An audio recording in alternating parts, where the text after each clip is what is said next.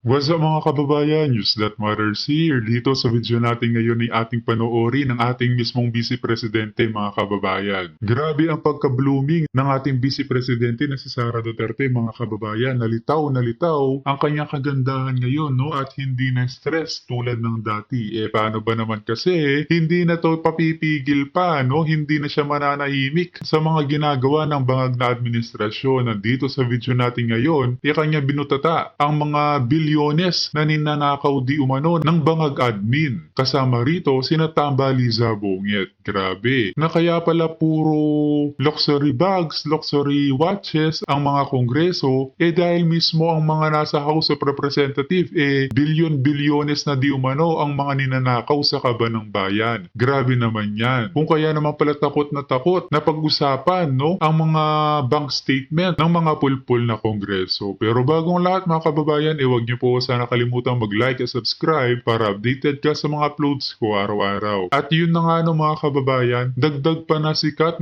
ngayon sa buong mundo itong ating Vice Presidente, no? Dahil sa paglaban niya sa mga ginagawang anomalya ng bangag na administrasyon. Kung kaya naman hindi ko na patatagalin pa, heto na ang buong video.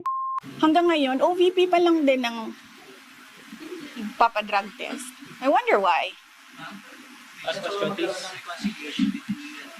No, hindi ako tao na nagpapaareglo. Tsaka hindi ako tao na nabibili ng pera. Ma'am, are you a threat na to national security? Am I a threat to national security? What they are doing to me is a threat. Sagot ko yan sa NSC. Mamaya, bukas.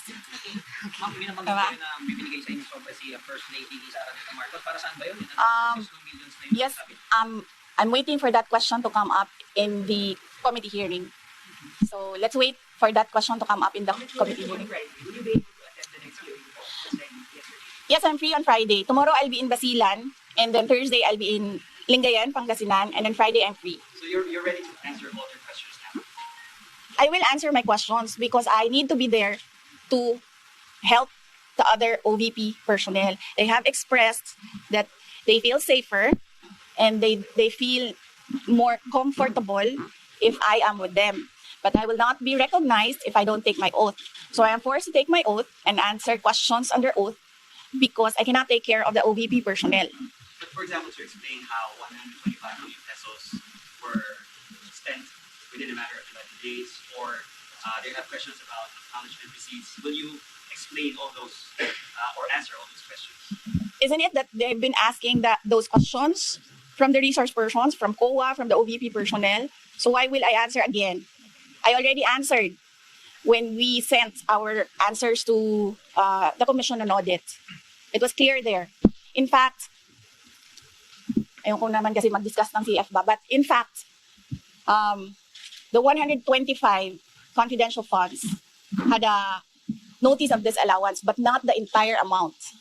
Let's make that clear. Not the entire amount of the 125 million was disallowed by the Commission on Audit.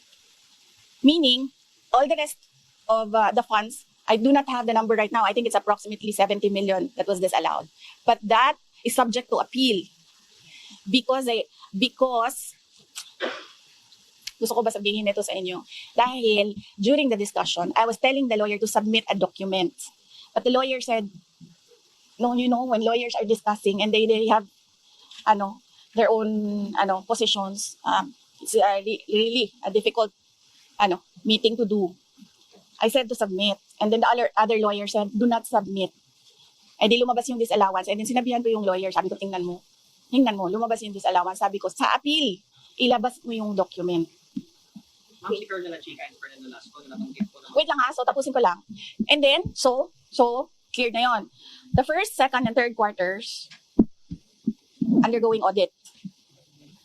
Merong AOM na sinasagot namin ngayon. Okay? For DepEd, the first and second quarters, may credit notice na yon. Ibig sabihin, cleared na ang buong pera. Diba? Ewan ko lang kung sinasabi ito ng mga congressmen. Of course, hindi nila sinasabi, diba? Because they want to present their own narrative. Tapos na yon. The money in DepEd, first and second quarter, cleared with credit notice. The ongoing audit is on the third quarter only. And it's ongoing. So you cannot question an ongoing audit. And you cannot audit the funds of any government office because that is the exclusive domain of the Commission on Audit. Bakit nag-audit ang ating mga congressman? Dapat sila gumagawa ng batas. Nakikita nyo? Sinasabi na nila ngayon, in the proper time, we will legislate. Kasi sinasabi namin where is the proposed legislation? Hinahanap namin. So ngayon, dinadagdag na nila yun. Madali lang naman siya Pakinggan nyo lang, basahin nyo lang lahat ng mga nangyayari. Madali lang maintindihan kung anong ginagawa nila. Okay? Correct. Pag humarap na si Colonel Velasquez na Chica, mas maintindihan na ba ng publiko at ng Kongreso ito? Agree ba kayo dun sa wika ni VP Sara, mga kababayan, na madali lang naman talaga intindihin ang mga nangyayari sa Quadcom hearing, no? Na ito ay isang panggigipit at hindi para sa in-aid of legislation. Ano sa tingin niyo doon, mga kababayan? Pagkasos po ng confidential funds. Really, I still say that confidential funds, the use of confidential funds cannot be divulged. Sinasabi ko pa rin yan. They cannot be divulged in public. It will compromise lives and security of personnel who are cooperating or who are nandoon sa kabila na asset. Tama. You cannot do that. That is why it is called confidential funds. Thank you.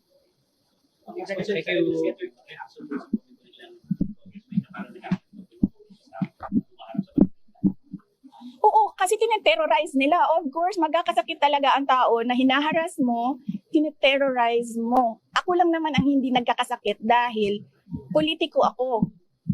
You can terrorize me and harass me all you want. It does not matter to me. Pero these are ordinary Office of the Vice President employees. They are not politicians. They are ordinary citizens. So, pag hinaras mo yan, tinerrorize mo yan, ganyan talaga mangyayari. Sinasabihan ko yung doktor kagabi, Dok, i-clear nyo yan na mag-attend ulit. Kung sa susunod, diretsong stroke na yan. Ngayon, swerte tayo, hindi na stroke, hindi na heart attack. But the family has a history of heart attack. Lahat ng kanyang ang parents and some relatives, heart attack lahat ang ikinamatay. So, ano ba? Papaupuin pa ba natin doon? Tapos antayin natin, na heart attack. Yes. Diba? Kita niyo ang pagiging concern, no, ni VP Sara sa kanyang mga opisyales. Ganyan ang vice presidente, ganyan ang future president. Hindi kamukha ng isa dyan na nakikita ng nasasalanta ang kanyang nasasakupan, wala pang ginagawang aksyon. Kundi yung wika palipasin ang sakuna. Grabe, super weak. So, yes, Mr. Billionario, pahingi ng pera. Nasa critics din they're saying Yes. Proxy 47, you're here almost 24/7 because you're concerned about your staff. Yes. Some of your critics say you're here 24/7 because you're afraid they might say something, they might divulge something that might They are attending Yusek Lopez attended the hearing. They can ask her questions there. I was not there when Yusek Lopez attended the hearing, so I was not there to influence her and tell her what to answer. If you saw me yesterday, I was not looking at Gina Acosta. I was studying. I was reading laws. I was studying the rules of para na akong congressman yan, tanong niyo ako kung anong rules nila. I was studying the rules of the House of Representatives. I was not looking at her. Pinapabayaan ko siya sumagot. Siguro umiiling-iling ako paminsan-minsan dahil I feel na hindi dapat dinadivulge sa public yung ibang mga sinasabi na ng kasama ko, pero wala akong magawa. Wala akong magawa. Kasi ayaw namin na ma-detain sila. So, sumasagot talaga sila. Si Edward Fajarda, not once did I coach him. Pero si Gina, I helped her with the term detail kasi she was trying to remember kung anong tawag nung isang tao na galing sa isang opisina, na nililipat sa isang opisina, and that is called detail. So I told her detail, and she said details. Okay, from yung CF is from SDO, yung direction daw sa mga security officer, yun talaga mga nature pa ng confidential funds? Yes, there is an SDO, and there is a security officer, and there is a head of agency. So, ako yung head of agency, may SDO kami, may security officer kami. Ganun talaga ang structure.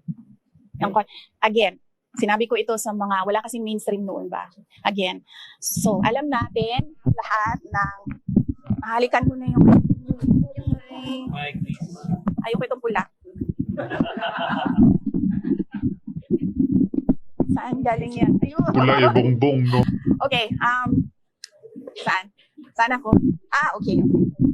Alam nyo, di ba, meron kayong mga naririnig ng akusasyon ng nakawan dito sa ating gobyerno. Corruption, government.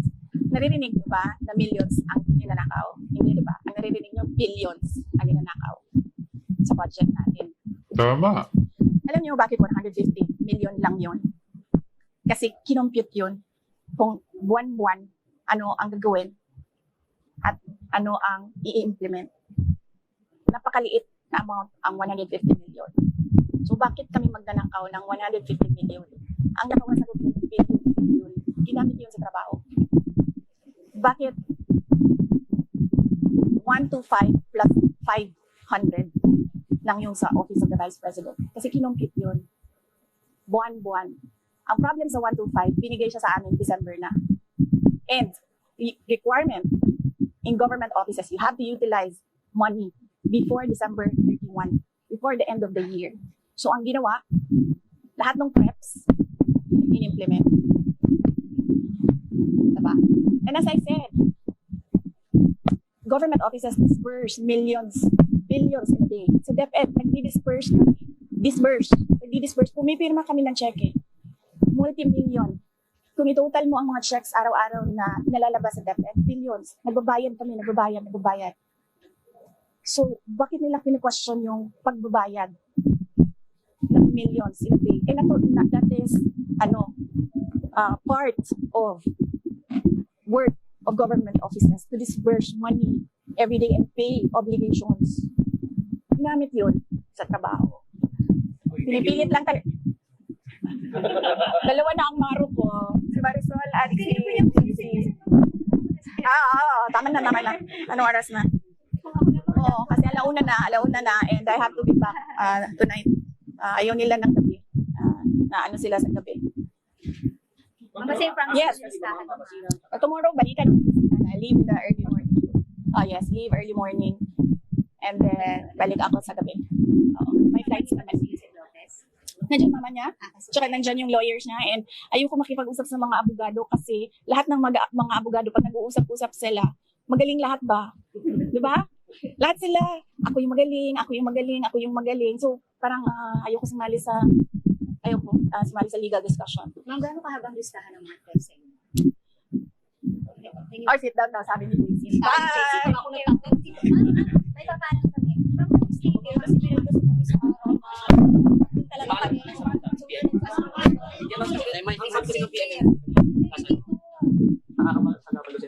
Uy, hindi. Dito lang kami sa gitna. Pero kung ako masusunod dito sila. Ma'am, please, kasi ang init talaga ng mga kami. On the time kami. Wala kaming saan na inulian. What lies ahead of the people of the Philippines? Yun ang tanong. So, the Philippines is in a crisis. Political crisis po tayo ngayon. Laman tayo sa pahayagan, balita, sa iba't ibang panig ng mundo. At negative po ang dating. So, sino ang talunan sa mga pangyayaring ito? Hindi po sila. Itong mga political leaders natin. Ang kawawa dito ay ang taong nasa laylayan.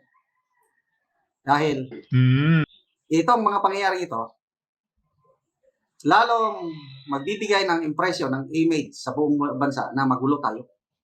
Sa mga Tama. global crime index, ano ba yung mga world report, number 1 na ang Pilipinas na pinaka-risky, magulo, tapos dadagdagan pa ng ganitong balita, ay lalong atras yung mga investor. O ang ating presidente ngayon, nandun sa United Arab Emirates. Again, as usual, para maghikayat ng mamumuhunan. So, sinong matinong investor na mamuhunan sa ating bansa with this mga pangyayari? So, bakit nagsimula ito? Ang ganda ng simula. Ang ganda ng samahan. Di ba? Nung eleksyon, ang dami nating umasa. More than 30 million Filipinos ang umasa sa unity. Bayan, babangon muli. Ito na ngayon, instead na babangon tayo, pababa. Going to hell. Correct. Bakit nagkakaganito? It's all about politics. Kung hindi sana nasobrahan ng politiko, hindi sana magkakaganito eh. Si Bibi Inday Sara, for the first 2 years, nananahimik lang. Eh, nung simulan nila yung political agenda, sunod-sunod na panggigipit sa mga Duterte, kaya ito, nagkakaganito na. Kaya, ito, survival mode na ang mga Duterte, kaya ang Vice Presidente, fighting back. Sa nakikita ko kay Bibi Inday Sara, hindi niya na iniisip yung political career niya 2028. Basta ang kanya lang is lumaban, survive. Pero kung titignan natin yung survey, mga kababayan, mas lalo pang tumaas ang porsyento na napipiliing maging presidente itong si VP Sara, no? Eh, paano ba naman kasi sa bawat salita na kanyang binibigkas, itila'y nagkakaroon ng lakas na loob ang taong bayan na sugpuin ang korupsyon at kabangagan ng administrasyon. She does not care. Kasi kung gusto pa niyang magpresidente, bakit hintayin pa niya ng 2020? Pwede man siyang manalo ng 2022. O, sino bang malakas na mga kandidato noon? Wala nang iba, kundi si then Mayor Inday Sara. BBM, malayo. O, sinong lumapit? Sinong nilapitan? Klaro, ang lumapit, Marcos family. Humingi ng tulong. Hindi daw sila mananalo kung hindi sila tulungan ng mga Duterte. O ngayon, tumulong ng Duterte, lalo na si VP Inday Sara, pumayag siya na maging Vice President ng Pangulo ng candidate BBM sa kondisyon ng continuity para may pagpatuloy yung mga magagandang nasimulan ni PRRD. Asan na ngayon ang continuity? Sinisira na. So, nakakapanghinayang. So, kailan kaya matatapos itong sigalot na ito? I don't know. Ipagdasal na lang po natin ang ating bansa. Gusto kong i-share sa inyo ang isang international news sa India ito, Wayon. Pinadala sa akin ang video nito ng aking kaibigan researcher. Salamat, Eudora. Sikat na po ang ating Vice Presidente sa buong mundo. Ito, India ito. 2 days ago, may vlogger from London na headlines daw sa BBC, VP Sara, yung mga tirada niya kay Pangulong Marcos Jr. Ito. Sorry, sa India, Wayon, pakinggan natin. Napakaganda itong pagbabalita ng Wayon. Very, patas ang pagbabalita nila. News now from the Philippines, where the Vice President and President are at loggerheads and things seem to be getting uglier with each passing day. In a rather extreme step, Vice President Sara Duterte threatened to have President Ferdinand Marcos Jr. killed if she herself were to be killed. Let that sink in. Sabi ko sa inyo, napakapatas ang balita nitong Wayon kasi kinompleto nila yung context. Vice President Sara threatens to kill the President if she herself will be killed. Yun ang kompleto. Mayroong if. And following this, security agencies in the country placed safety measures and dubbed it a national concern. And what's more, on Monday, the president vowed to fight back against what he called reckless and troubling threats. Let's break it all down for you. Speaking during a morning press briefing, Duterte reportedly said that she had spoken to an assassin and instructed him to kill the president, his wife, and the House of Representatives Speaker if she were to be killed first. Before making what is being called a brazen threat in a broadcast on her official Facebook page, Duterte said, and I'm quoting here, "This country is going to hell because we are led by a person who does not know how to be a president and who is a liar," quote unquote. Not just that, she warned that her alleged threats are no joke. And now, in response to this, the president of the Philippines has reportedly said that he will fight the vice president's criminal plot to have him killed, quote unquote. Reports suggesting the national police and the military immediately boosted the security of the president in a matter which is now being considered a national security concern. The law and order authorities in the Philippines are now investigating the matter closely, which could have consequences for the vice president if proven true, involving prosecution if Duterte's claims are found to be evidence-backed.